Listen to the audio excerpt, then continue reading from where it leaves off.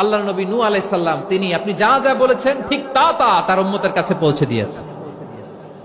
এবার নূহের উম্মতের সাথে আমাদের ঝগড়া লাগবে। তারা বলবে তোমরা আসছো আমাদের হাজার হাজার বছর পরে, তোমরা কি করে জানলা? তোমাদের সাক্ষী ধর্তব্য হবে না? আমরা তখন বলবো আমাদের কোরআনে তোমাদের নবীর নামে আল্লাহ তাআলা একটা সূরা নাজিল করেছেন, সূরাতে নূহ। আওয়াজ করে পড়েন আল্লাহু আকবার।